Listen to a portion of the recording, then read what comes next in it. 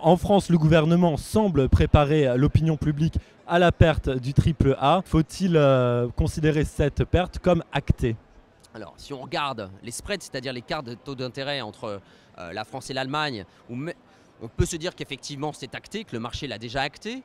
De manière générale, de toute façon, depuis l'annonce par Standard & Poor's et aussi la menace de Moody's, la détérioration de la note française est déjà là. De là à minimiser son impact, il faut faire très attention. Effectivement, la France, si on regarde en taux absolu, en niveau absolu, les taux d'emprunt pour l'année 2011 ont été inférieurs à 3%, ce qui est historiquement très faible et une bonne nouvelle.